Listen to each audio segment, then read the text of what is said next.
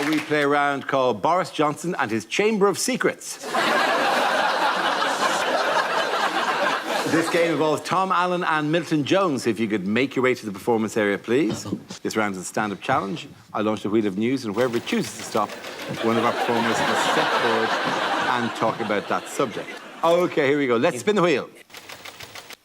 The first subject is school. Oh, let's come on that. Tom. Hello.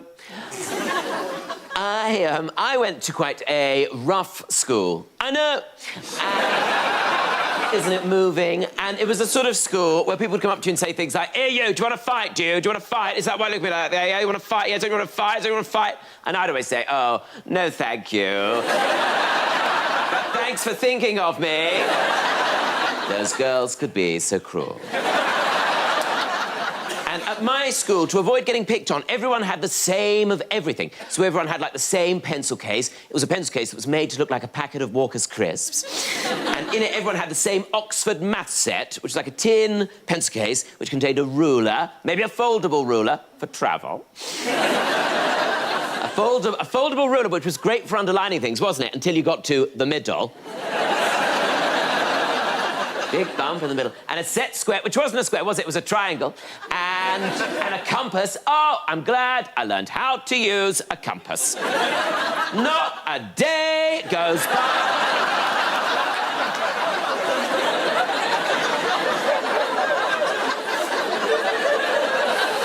It's a perfect circle. It's got a hole in the middle, but it's a perfect circle. And, like, when do you even get to use that math set? I mean, occasionally you'll get to do proper grown-up maths, or math, as they call it in America, don't they? But we do it more than once. When you get to do things like trigonometry and SOHCAHTOA. Do you remember that? SOHCAHTOA, SOHCAHTOA. Do you remember that? SOHCAHTOA. That's a thing. SOHCAHTOA. Sine equals opposite over hypotenuse. Cosine equals adjacent over hypotenuse. I mean, now, as an adult looking back, it would have been nice, wouldn't it, if they spent maybe half an hour, or even just like 10 minutes, just 10 minutes going, "This is a pension scheme."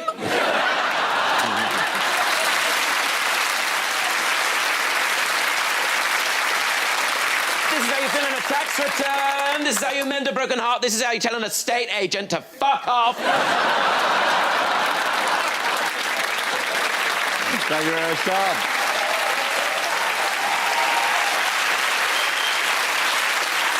OK, that leaves us with Milton. Let's see what your topic is. Let's spin the wheel. And the topic is shopping.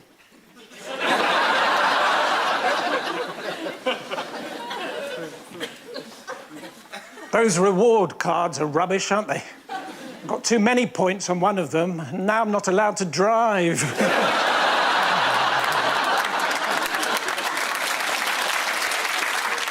It's really important if you buy something, of course, to read all the instructions. I don't know if you've ever tried to fill a baboon with helium. Prit is not the best lip salve I've ever used. I couldn't complain. Southern Comfort tastes nice. Ordinary Comfort tastes like fabric softener.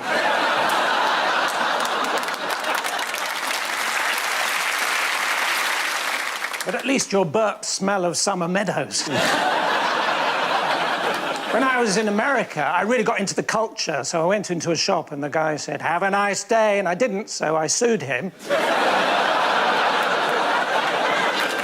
well done. Thank you very much, Milton. Points there for Tom Allen. Everybody come back. Now we play a round called I'd Leave That for 3 months If I Were EU.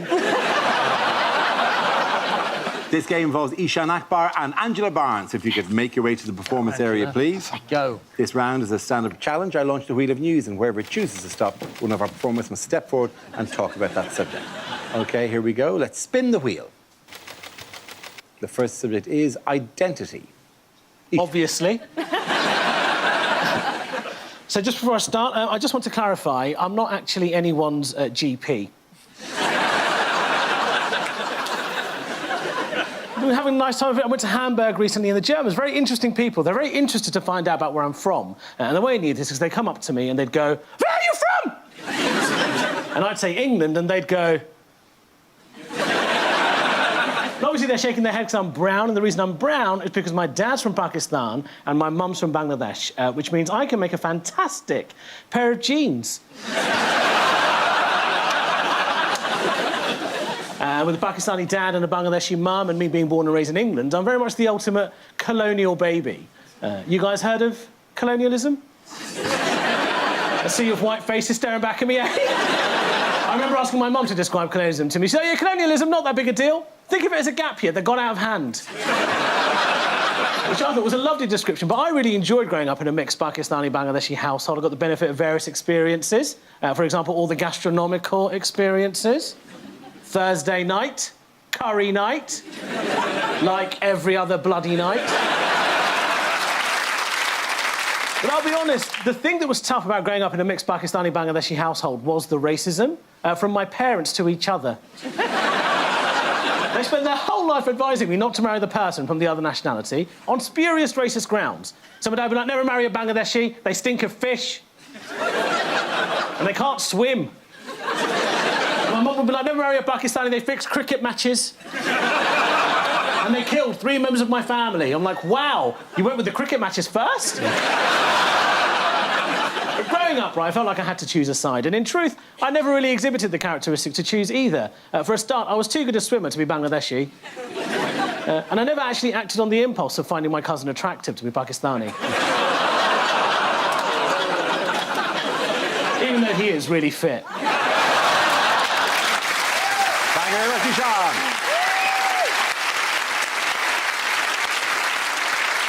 OK, that leaves us with Angela. Let's see what your topic is. Let's spin the wheel.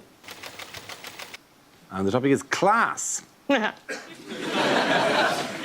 I am a proudly working class girl. You can tell I'm working class. There's a little test you can do to find out whether or not someone's working class. What you do is you compliment something they're wearing, and a working class person will respond instantly every time with a price and where they got it. That's how you know. That's a nice top, Angela. Tenner, Georgia Asda. That's how you know.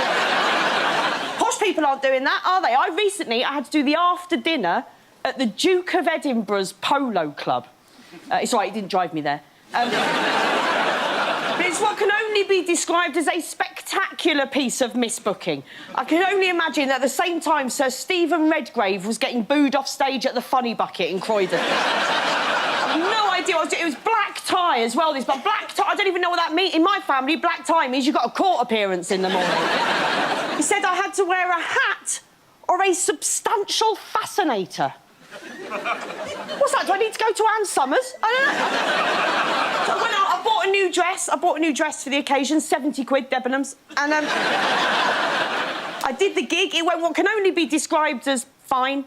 I just wanted to go home. I didn't belong, right? And as I was leaving, this woman, she stopped me in the doorway, a woman from the Polo Club, the poshest woman I've ever met in real life. One of those people so posh, it looks like it causes them physical pain to speak.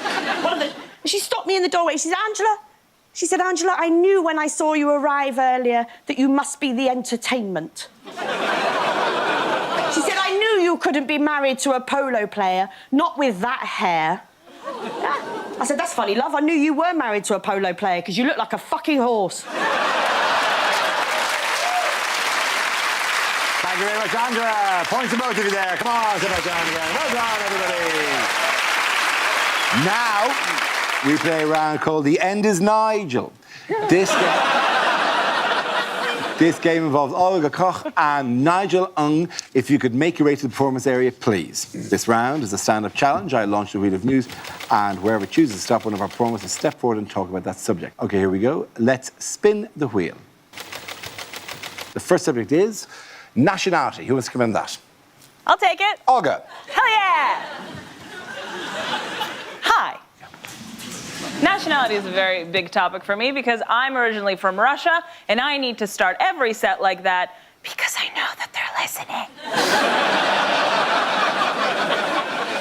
I have a very Russian name. My name is Olga. Olga is the most common name in Russia. It is, of course, Old Slavic for I wish you were a boy. My last name is K-O-C-H. It's meant to be pronounced Koch, but if you're living in an English-speaking country, 8 out of 10 times I am Olga Koch. I ran for student government of my high school under the slogan, I want me some cock.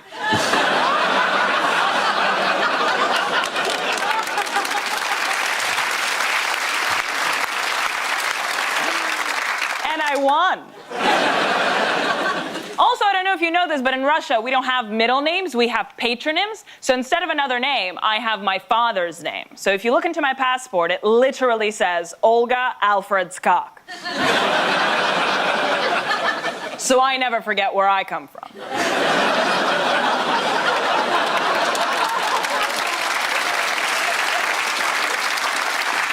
I was born in 1992, shortly after Russia elected its first ever president, which started a very long history of Russian people electing presidents all over the world. Thank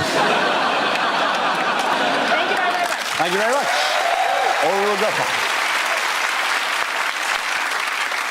That leaves us with Nigel. Let's see what your topic is. Let's spin the wheel. Now, the topic is food and drink. Where you go? I'm foreign too.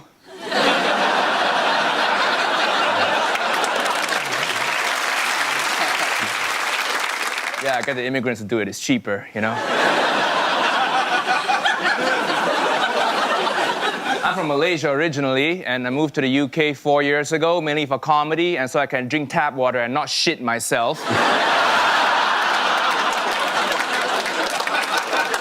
Favorite part of the country, by the way. Pretty great here, right? Tap water? Yeah. Ironing my shirt today, got a little bit thirsty, just spray some ironing water straight into my mouth. No malaria, nice. When I first moved here, I asked the guy here, like, what's the worst thing you have in your UK tap water? You know what he told me? Lime scale. So what the hell is lime scale? Does it give you a headache? Does it make you vomit? He said, no, it just makes the inside of your kettle a little bit white.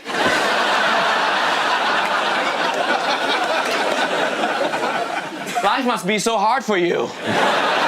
With your kettle discoloration problems. I love scale. I eat all the scale now, all right? I'm gonna go home and lick my teapot later.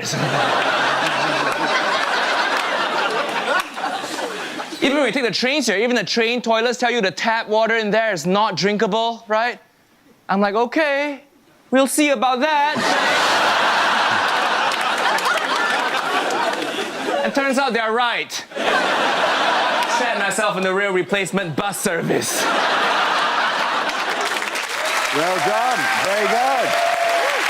Points there for Olga. Or either of them. Come on, come back. Right here. Now we play a round called Prince Andrew's Meat Feast. This game involves Ed Gamble and Mark Simmons. So if you could make your way to the performance area, please. This round is a stand-up challenge. I launch a wheel of news, and whoever chooses to stop, one of our performers must step forward and talk about that subject. OK, here we go. Let's spin the wheel. And the first subject is family. Ed. Just a normal picture of a normal family there. Terrifying serial killer smiles. My dad is he's an intelligent man. I would describe him as intelligent, but he's that level of intelligence where if he gets caught making a stupid mistake, he will lie to get his way out of it. Perfect example, many years ago when I was 8 or 9, my dad took me into a baker's. He marched up to the lady working behind the counter and he said, "Hello! We'd like a Danish boog, please." Now, don't worry, she all looked at me like you're all looking at me now. Because the Danish boog is not a thing that exists. That is not a baked product. So obviously she said, "So sorry, sir, never heard of the Danish boog. Is it a baked product?" My dad ploughed on with, if anything, increased confidence. He said, "Yes, the Danish boog." She said, "Again, I've just started working here, but I know everything we sell here. I've never heard of a Danish boog." Started to get angry now. I was going, "The Danish boog! The Danish boog!" Pointing at a chalkboard behind her. She turned round, looked at the chalkboard, turned back to us and said, "Do you mean the Danish 800 gram?"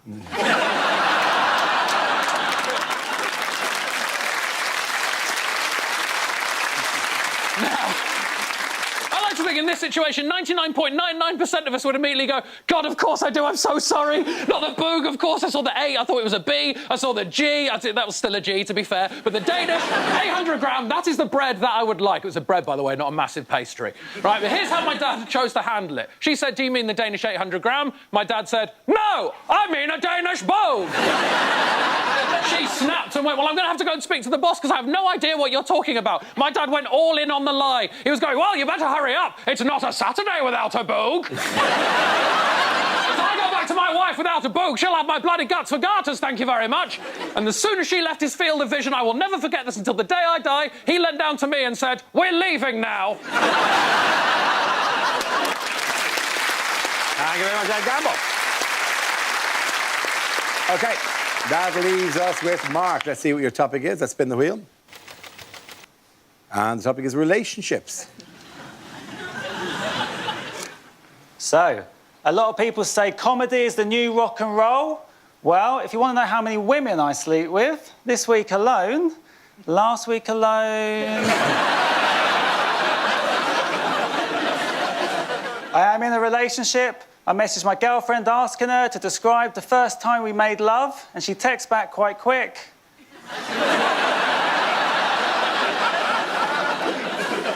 She said she thought I'd get the name of the Black Eyed Peas frontman wrong. I said, will I now?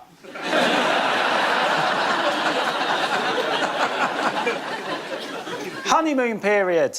That's unlucky.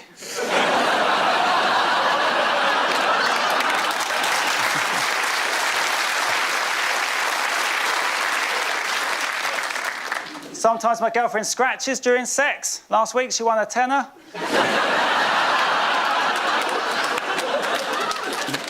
Sometimes she has a go at me during sex. We started doing it and she was like, Mark, can we take off your socks? So I was like, OK.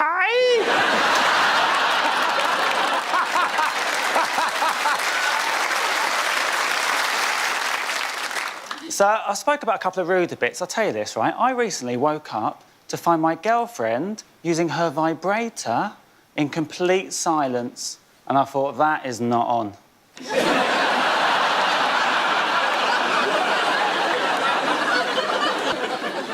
Sometimes I like to sleep in the fetal position, which isn't very comfortable for my mum. That's all for me, thank you. Well done. Points there go to Mark. Well done. Come on. We play a round called Have I Got Jews for You? I told you it wouldn't work. I told you they would turn on me. Don't you mashugga to me. This game involves Milton and Chris, so if you could make your way to the performance area, please. This round is a stand-up challenge. I launch the wheel of news, and wherever it chooses to stop, one of our performers must step forward and talk about that subject. OK, here we go. Let's spin the wheel. The first subject is diet. Chris. So I'm about half a stone away from changing my Facebook picture to a Ferrari or a football badge.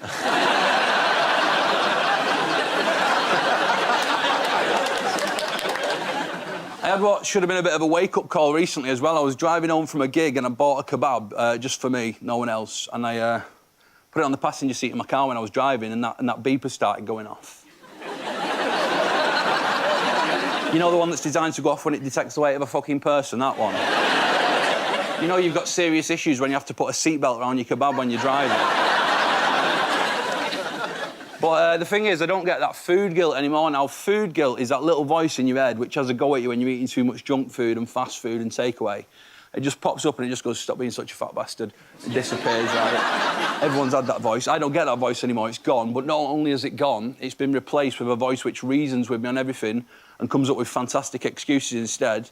So a few weeks ago, I had 3 Indian takeaways in a week, which sounds like quite a lot, but then this little voice in my head just popped up and it just went, yeah, but Chris, have you lived in India?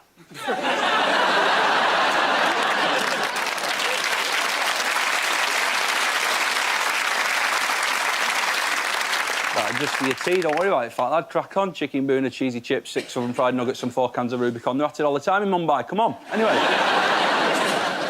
And then I thought, right, dieting's not for me, so I'll try a bit of exercise. So I thought, right, I'll ease myself in. I'll not go overboard. You know what I mean? So I'll just do 10K for my first run. That was the plan, right? Because I don't know if you noticed this, but I've sponsored people on Facebook well fatter than me doing 10K runs, so I presumed it'd be dead easy, right? So I thought 10K this week, half marathon next week, full marathon a week after, yeah? And anyway, I've got all my running gear on, right? And I've downloaded one of these apps on my phone what tells you how far you've gone and how long it's took you, right? I've set off running from our house with my phone in my hand. I had to stop because I had a stitch. I looked down at my phone and I was still connected to my home Wi-Fi, so...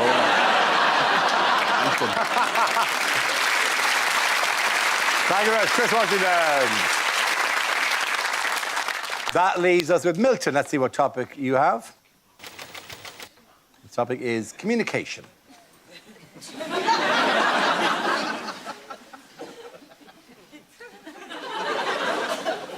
Not a good day today. No one turned up to the first meeting of my sarcasm club, despite loads of people saying how much they were looking forward to it.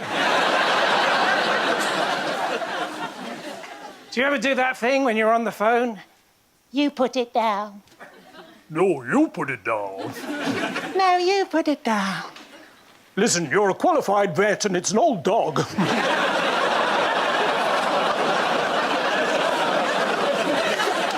Do you know, it was so cold the other day in the city of Chester, when I ordered a taxi, I ended up in Chichester. The only bright point of the journey was seeing a car going the other way with a seatbelt round a kebab.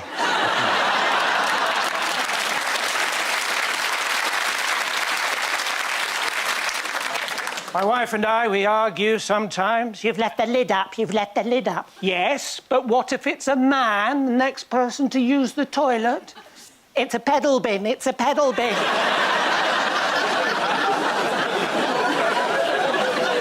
It was her birthday recently. I took her to an orchard in Somerset. We stood for about 20 minutes. Not the Apple Watch she wanted. Thank you very much, Richard. Points there for Chris. Come on, sit down. Now we play a round called You Went to NATO, I Went to NATO. This game involves Tom and Reese. So if you could make your way to the performance area, please. This round is a stand-up challenge. I launched a wheel of news, and whoever it chooses to stop one of our performers must step forward and talk about that subject. OK, let's spin the wheel. And the first subject is the environment. Who wants to come in that? Reese. We've got to do more, haven't we? We all know it's a big issue, the environment. We've got to do more stuff, but they're expecting too much from us too soon. OK, it's baby steps. Like, I know that I need to switch to a plant-based diet, really, but it's baby steps. Like, recently, I've given up chicken nuggets, all right? Might not seem like a big deal, OK, but I've gone nugless. That's what I decided. 3 months ago, I saw the first climate march. I was like, yeah, no more nuggets, right? And I'm smashing it. It's been 3 months, not had a single nugget. I'm doing so well. Slight confession, I'm eating a lot of goujons. Twice as many. And they've got way more real chicken in as well. It's awful for the planet. It's a terrible mistake. I thought we'd solved it with the bags. When we switched to charging 10p for the bag, I thought that was the end of the issue. I thought we'd done it.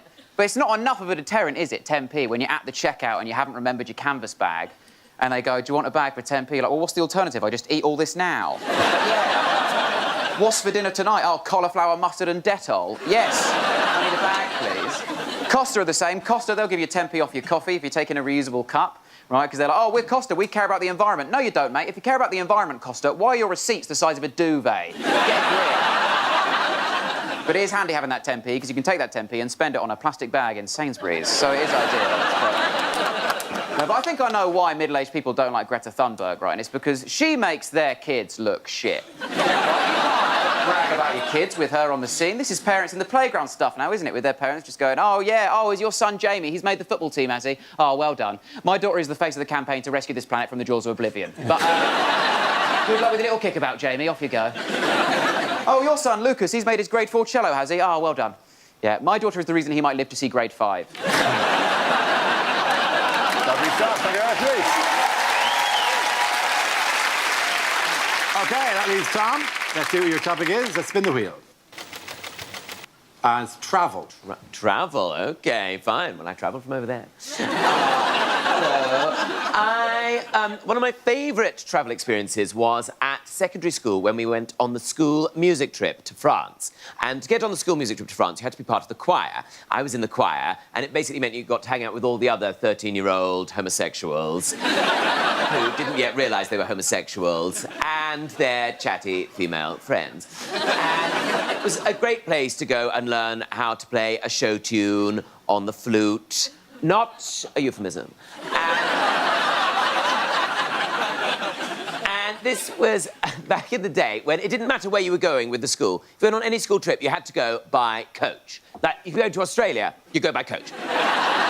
This was supposed to be a 5-day trip to France. We spent 2 days on the coach getting there and 2 days getting back. It was basically a day in France. So, on this trip, you really had to make the best of the coach trip. And for me, my favourite bit was when we got to stop off at the French hypermarket. So I thought that would be a great place for me to show off how much better I am than everybody else, because I'd actually been paying attention in French. So I went over to the patisserie and I said to the man there, bonjour, je voudrais un croissant, s'il vous plaît. And according to the French classes, the man behind the counter should have responded by saying, oui. Il y a un croissant ici, which, when you think about it, is basically the equivalent of someone coming over here and saying, hello, I'd like to buy a pasty, please. And then the man behind the counter responding by saying, yes! There is a pasty here! And not even mentioning that it's part of a meal deal. So I said, bonjour, je voudrais un croissant, s'il vous plaît. And then the man behind the counter responded in normal French by going, blah, blah, blah, blah, blah, blah, blah, blah. Certainly no idea what he was saying, blah, blah, blah, blah. I mean, my friend Kevin was no help. The only French he spoke was the French horn, which is a euphemism. I mean, I say they teach us how to speak French. Most of the time, they teach us how to sing it. I mean, I could have stood there and gone, quelle est la date de ton anniversaire? But the idea of a 13-year-old English homosexual standing in the middle of a French hypermarket going, what is the date of your birthday? Couldn't be any more absurd. So I just responded by saying, oui, oui, d'accord, d'accord. Ended up with 8 kilograms of ham. Thank you very, very much. Points there at the top. Now we play a round called Who Dares Wins. This game involves Tom Allen and Rhys James. If you could make your way to the performance area, please. This round is a stand-up challenge. I launch the wheel of news, and wherever it chooses to stop, one of our performers must step forward and talk about that subject. OK, here we go. Let's spin the wheel. The first subject is race. Who wants to come on that? I remember that day. The Interracial Arm Wrestling World Championships. I'm a white man. Thank you. I'm a white man, which means that a lot of people hate me these days. But I'm a white man, so it doesn't matter. Literally the same. Not just that, I'm a young, white, middle-class, straight man. In the game of life, that is what's called a royal flush. I hit the jackpot, OK? I got lucky as shit, so everyone thinks my life is easy. Everyone thinks I've got it simple, but that's because they don't know my struggle, OK? My day-to-day, the shit I have to deal with on a daily basis. Do you know how often I'm sat in a coffee shop and someone asks me to watch their laptop for them? Just let me live my life! Yes, I am trustworthy, but don't assume that based on my appearance, OK? That is still discrimination. And yes, in this Cafe Nero, surrounded by all these mums, I'm unlikely to steal your Dell computer when I'm clearly already using a MacBook Pro. A superior laptop. But don't get too relaxed. I could just easily steal that Dell and repurpose it as a gift for someone I don't respect. Hard part for me about being those 5 things, that royal flush, is being a comedian. That's the hard part, because you're constantly told art comes from pain, right? To make great art, you've got to experience pain along the way in childhood or whatever, then harness that pain, turn it into art down the line. But I don't know the meaning of the word pain. I've never experienced any true pain. First time I even saw the word pain, I was in a patisserie.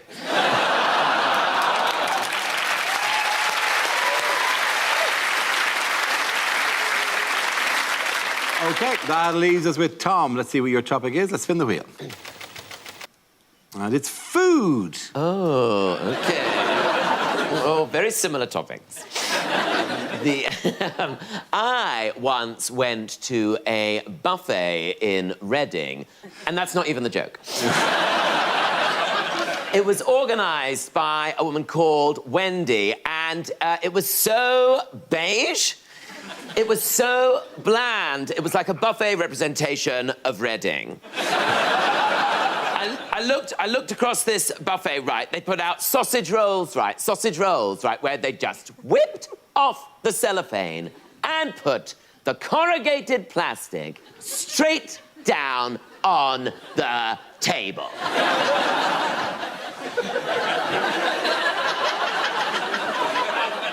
Like we were dogs!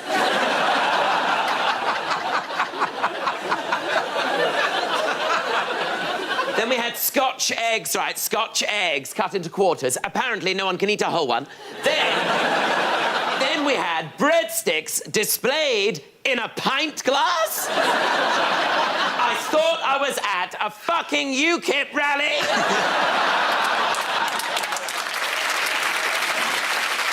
Then she starts putting down cold pizza slices next to wontons. No one's mixed Italian and Chinese cuisine like that since Marco Polo.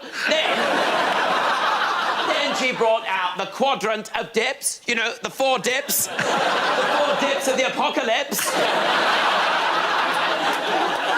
The white one, the other white one.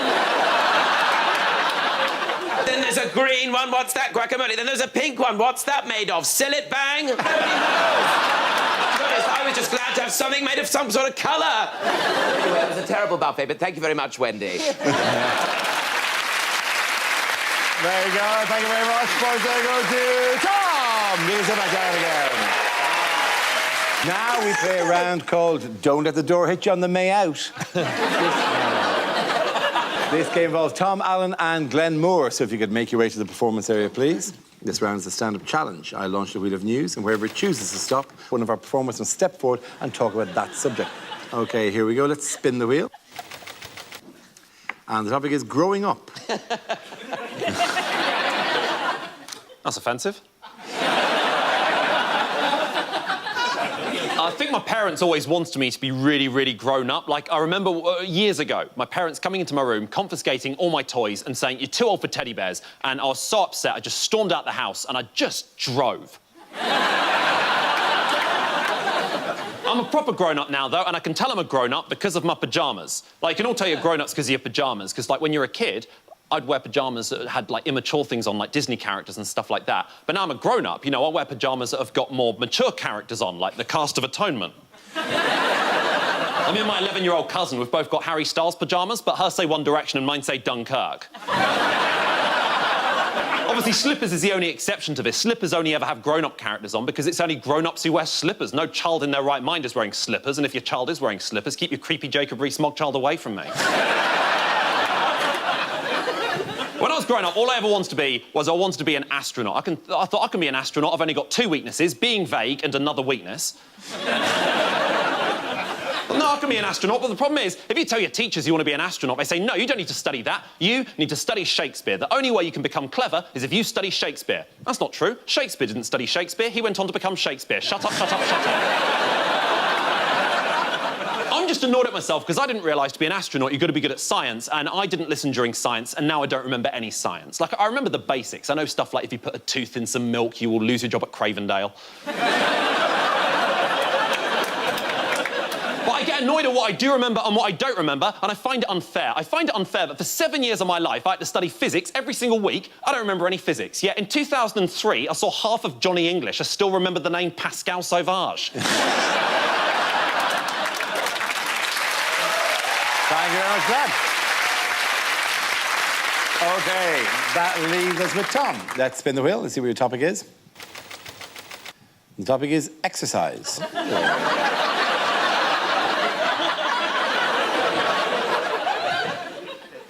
Also a picture of me. I'm not very good at exercise. I joined the gym. I joined Virgin Active because there wasn't a Virgin Passive. And I found the whole process very intimidating. Like, when you go in there, you're confronted with all the cardio area, like the cardio area. They call it cardio because that's where you go to have a heart attack. And then at the other end, they have what they call the free weights section, the free weights, which I have no business being in because it's for the bigger boys. The bigger boys go there all day. They're lifting things all day, trying to get big arms, trying to turn their arms into legs. And I think it all really started at school. Like, I didn't like doing PE at school. What would happen is, after assembly, one class would have to stay behind in the hall because they'd be doing gym. And I never found out who Jim was. The worst bit was if you had to use the apparatus. And the apparatus basically was this huge, terrifying cage which had to be buckled to the wall. It was so terrifying. And older children would have to come in who'd been trained by the army. And they'd come in and they'd untether its bonds, they'd pull a lever and it would lurch out and it would swing out, and these huge, terrifying arms have to be buckled to the floor, otherwise it would just swing out and kill everybody. They had all these bars and ropes and chains. It was very much like a weekend I recently spent in Berlin. Thank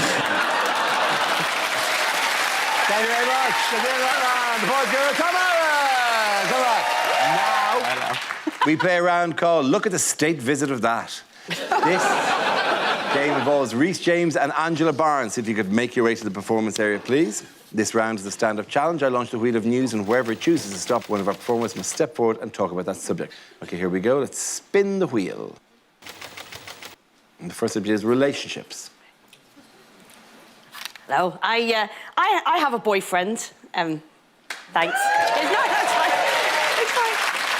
No, it's fine. So I was single for a really long time. I thought I was going to be one of those women who just dies alone at home with a cat eating her face. That's what I thought. I mean, it wouldn't happen because I won't have a cat. If I want shit in my kitchen, I'll do it myself. Do you know what I mean? He's very good-looking, my fella, like proper good-looking, out of my league good-looking. Now, I know you think I'm biased saying that. I'll tell you how I know for a fact he's out of my league good-looking. That's because every time I've introduced him to a friend for the first time, the minute he leaves the room, they'll turn to me and go, how the hell did you do that? Charming, isn't it? What are his friends saying to him? Are you all right? Just we're very different. Like, he's very fit and athletic and sporty, and I'm not sporty. I don't even watch sport. I once got tricked into going to Wimbledon because my friend told me it was a men's singles event. That's not what I was expecting.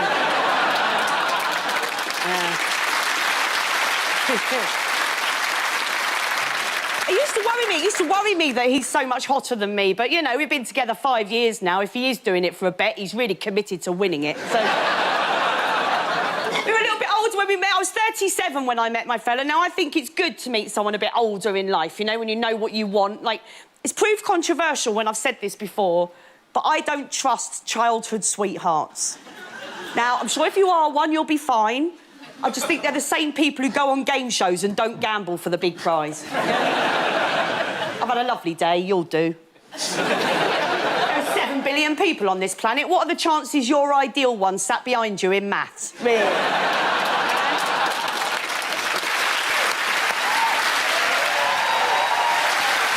Thank you very much, Angela. OK, that leaves us with Rhys. Let's see what your topic is. Let's spin the wheel.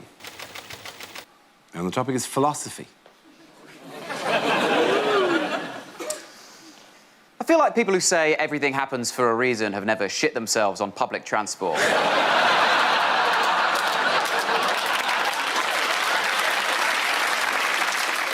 Love these phrases. I love the way people use these phrases now to be deep. The other day, we went to a friend's house. She had this poster, this, like, framed print of this phrase. It said, life is about the journey, not the destination.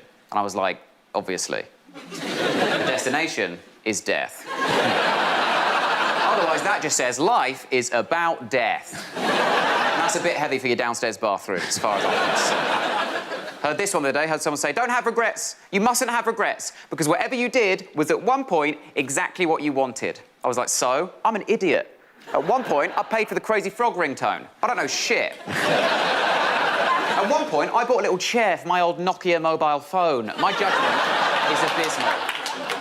At one point, I sucked on the breast of my own mother. Doesn't mean I don't regret New Year's Eve 2012. People change. The way that karma has been hijacked by so many young people does my head, and all these young people all the time going, yeah, I believe in karma, I live my life by karma, because I believe if you do good things will happen to you. So that's why I do good things, so that good things will happen to me, and I think, well, then you're a piece of shit. Just do a good deed. Who lives their life like that, constantly looking back, analysing, seeing if their good deed paid off and they got something good in return? You know, who's getting a promotion at work thinking, oh, that because I gave that bad old pair of trainers to Oxfam last week? You know, who's getting a hand job thinking, oh, that because I helped that old lady cross the street? That's not karma. That's just a very grateful old lady. Thank you very much. Points there go to Angela. Well done. Thank you very much. We play a round called Blow, Blow, Blow Your Vote. This game involves Glenn Moore and Milton Jones. If you could make your way to the performance area, please. This round is a stand-up challenge. I launch the wheel of news, and wherever it chooses to stop, one of our performers must step forward and talk about that subject. OK, here we go. Let's spin the wheel. The first subject is domestic life. Who wants to go? Glenn. I've got 2 housemates, Sarah and Shalil. And it's not the Sarah and Shalil. I think a lot of people get excited when I say I lived with Sarah and Shalil. It's not the famous Sarah and Shalil you're probably thinking of. I think a lot of people think I'm talking about Sarah and Shalil from AQA's 2007 GCSE Maths exam question 3. No. You know, like, Shalil had 5 apples and Sarah took away 3 of them. It's not them. It'd be mad if it was. No, I like my housemates, but the problem is they've got way better jobs than me, and they always complain about those better jobs. Like, my housemate Sarah, she works at ITV, always complains about the fact she has to start work at 8 a.m. Like, I argued if she hated it so much, she should just change department, work at ITV +1, start at 9. My housemate Shalil, on the other hand, has got a way better job than me, and it really bothers me because he's a lot more stupid than me. To put this into context, up until last year, he thought that the Rice Krispies characters were called Snap, Crackle and Paul, so he's a dick. My housemates are always keeping me up late at night, always playing really loud music, always playing Dizzy Rascal, or to give him his real name, Elizabeth Rascal, and I can't But we're just different people. Like, they're into really energetic, high-octane activities, and I'm not. They like things like paintballing. I don't really enjoy paintballing. I've never really enjoyed the violence of paintballing. I prefer to sit in the trenches and write poetry about the horrors of paintballing. Whereas they make fun of me for literally every activity I ever do. They once ripped the piss out of me because I queued up overnight to buy the final Harry Potter book, because apparently it's been out for years.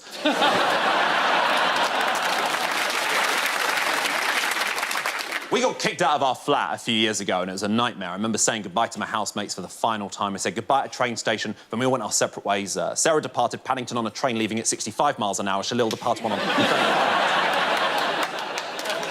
I thought it was just bad luck that I'd lived with people I didn't like. I'm an unlucky guy. I come from an unlucky family. Like my dad, for instance, unluckiest person I've ever met. Last year, he was travelling in an Uber for the first time, fell asleep for 1 minute, got given 1 star. That is bad luck.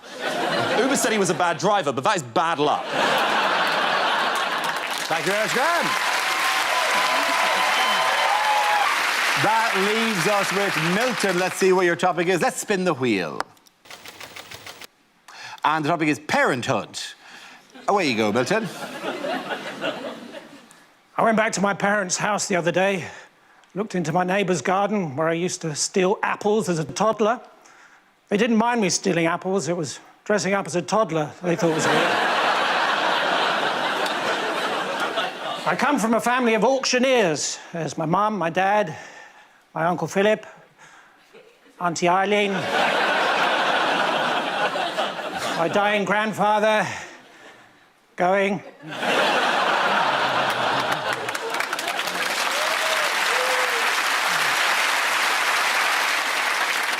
I said to my dad, I keep making mistakes. He said, you're talking to the wrong person. I said, oh, no, not again. He said, well, it wasn't as bad as that Uber driver I had the other day. He fell asleep.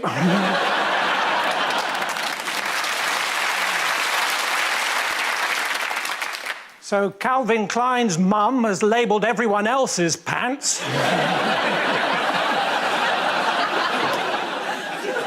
When my daughter was born, she had jaundice, so there she was, small, round and yellow. We called her Melanie.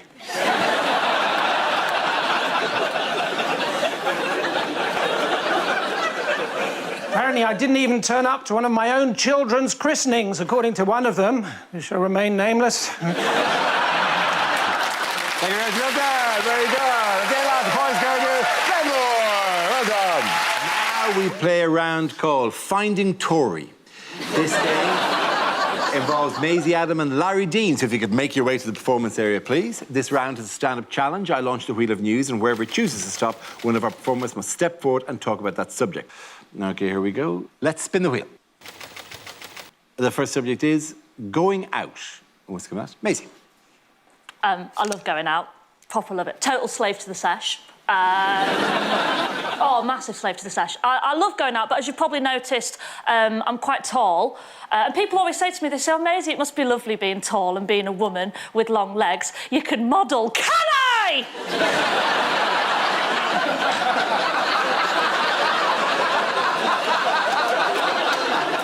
I don't like it, right? I don't like being this tall. I wish I was sort of like a little bit shorter, like a sort of cute height, like a 5'6", 5'7" kind of height. Like, basically, I want to be able to go on a night out and wear high heels and everyone not be at tit level. I dream of a day, this is where I'm at with my height. I dream of a day where I can go on a date, right?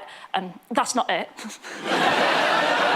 Some people looking at me like, I see the problem. I dream of a day where I can, like, go on a date with a lad and, like, sit on his knee and it look cute. It look romantic, rather than it look like I'm restraining him until security. That's sort of where I'm at with it at the moment. I've always been tall as well, always been tall. Was tall even as a kid, way taller than everyone else, which meant that I was never a cute kid. And I remember quite clearly the defining moment in my life where I realised I wasn't cute. I was 6 years old.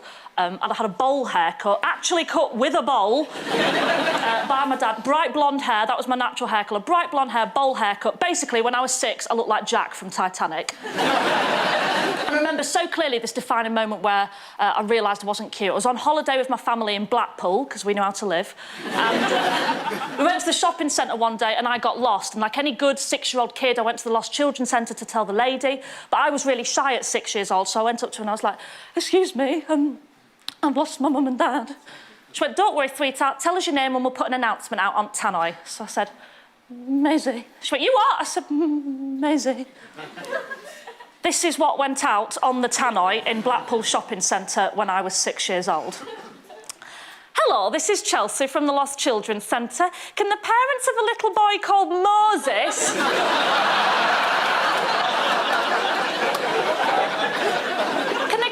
"Him, please. He's wearing a Spice Girls t-shirt and leopard print trousers. Thank you." Thank you very much. That leaves us with Larry. Let's see what your topic is. Let's spin the wheel. And the topic is confidence. There you go. I'm not a very confident person. I think it's because I was a virgin till I was 23.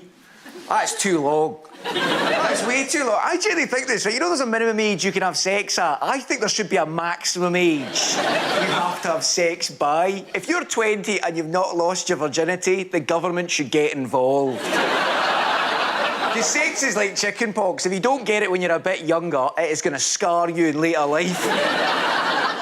Because I've got no confidence, even in the way I look, right? Because I've got body dysmorphia. Like, body dysmorphia, if you don't know, is like the way that you see me is not the same way I see myself, right? So you're looking at me, and you probably see a skinny, white guy. A lot of the times when I look at my reflection, I see a fat Chinese lady. And she usually says to me, "Go away and stop looking through my window."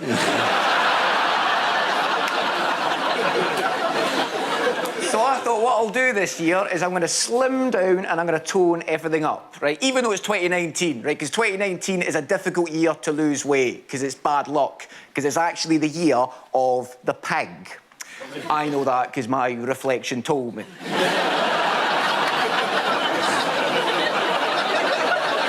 So what I did is I bought this bad boy. It's a pedometer watch, right? I've never had a pedometer watch before, but I've noticed something, right? Whenever I wear my pedometer watch on my left hand, I walk like 5,000 steps a day. When I wear it on my right hand,